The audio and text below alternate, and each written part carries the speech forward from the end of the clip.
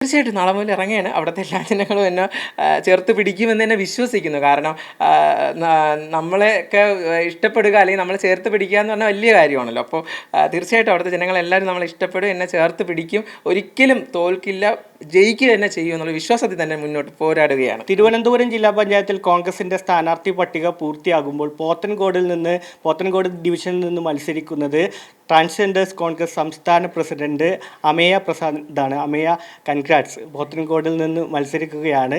എങ്ങനെയാണ് പ്രതീക്ഷകളൊക്കെ? ഈ സ്ഥാനാർത്ഥിത്വം പ്രതീക്ഷിച്ചിരുന്നോ? സ്ഥാനാർത്ഥിത്വം പ്രതീക്ഷിച്ചിരുന്നോ എന്ന് ചോദിച്ചാൽ അങ്ങനെ പെട്ടെന്ന് പ്രതീക്ഷിച്ചില്ല. നമ്മളെങ്കിൽ പക്ഷേ നിർദ്ദേശം കൊടുത്തിട്ടുണ്ടായിരുന്നു. നമ്മൾ എല്ലാവരും കൂടെ ചേർന്നിട്ട് KPTC, കേരള പ്രദേശ് ട്രാൻസ്ജെൻഡർ കോൺഗ്രസ്, മൊത്തത്തിലൊരു നിവേദനം കൊടുത്തിട്ടുണ്ടായിരുന്നു. അതിൽ നിന്നും 6 പേരെ പരിഗണിക്കണമെന്നായിരുന്നു നമ്മൾ നിർദ്ദേശം കൊടുത്തത്. അതിൽ നിന്ന് 3 പേരെ പരിഗണിക്കാമെന്ന് പറഞ്ഞിട്ടുണ്ട്. അപ്പോൾ ഞാനും അതുപോലെ തന്നെ നമ്മുടെ ഇപ്പോൾ മുന്നിരുന്ന സംസ്ഥാന പ്രസിഡന്റ് അരുണിമ M. കുറുപ്പും ഇപ്പോഴത്തെ രക്ഷാധികാരിയാണ്. അപ്പം അവരുടെയൊക്കെ കഠിനമായ പ്രയത്നമാണ് ഞാനിപ്പോൾ ഈ ഒരു സ്ഥലത്ത് എത്തിയത്.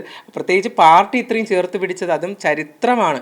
ഒരു ട്രാൻസ്ജെൻഡർ ഇത്രയും ഒരു പാർട്ടി, നമ്മളെ കോൺഗ്രസ് പാർട്ടി ഇങ്ങനെ ചേർത്ത് പിടിച്ചതിൽ ഭയങ്കര സന്തോഷമുണ്ട്. എങ്ങനെയാണ് നാളെ മുതൽ ഇറങ്ങുകയാണോ? പോത്തൻകോട് ഡിവിഷന് പരിചയമുള്ള സ്ഥലമാണോ?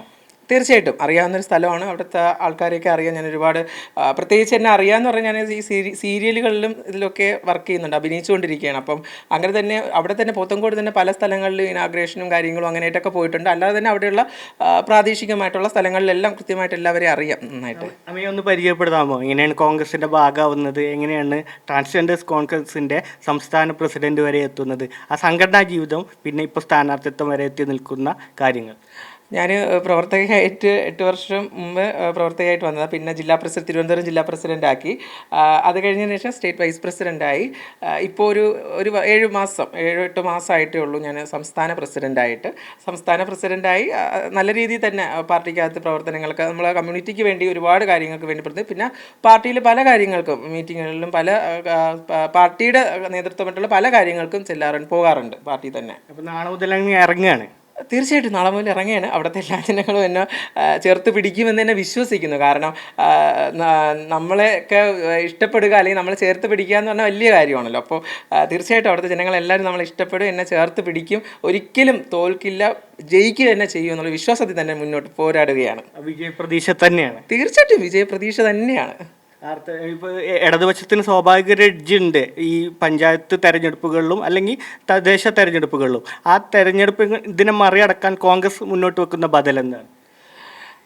അതിൻ്റെ ഏറ്റവും വലിയൊരു ഉദാഹരണമാണല്ലോ ഒരു ട്രാൻസ് വുമൺ എന്നെ പാർട്ടി ഇങ്ങനെ ജില്ലാ പഞ്ചായത്തിൽ നമ്മൾ സ്ഥാനാർത്ഥിയാക്കി. അതിന് ഏറ്റവും വലിയ സന്തോഷമില്ലേ? അതിൻ്റെ ചരിത്രമല്ലേ? അതിൻ്റെ വലിയ കാര്യമാണ്. അപ്പോൾ അതുകൊണ്ട് തന്നെ എല്ലാവർക്കും അറിയാം. അപ്പോൾ പാർട്ടി തന്നെ ഇത്രയും ചേർത്ത് പിടിക്കുമ്പോൾ അവിടുത്തെ ജനങ്ങളും നമ്മൾ ഉറപ്പായിട്ടും ചേർത്ത് പിടിക്കും. അപ്പോൾ എല്ലാവിധ വിജയാശംസകളും. Thank you. അതുതന്നെയാണ് അമേയ പറയുന്നത്. തൻ്റെ സ്ഥാനാർത്ഥിത്വം തന്നെ ഒരു ചരിത്രമാണ്. അർത്ഥത്തിൽ നാളെ പ്രവർത്തന രംഗത്ത് സജീവമാകും. ക്യാമറ പേഴ്സൺ രാജീവ് രാജേന്ദ്രനൊപ്പം സഫാൻ VP, മീഡിയ 1, തിരുവനന്തപുരം.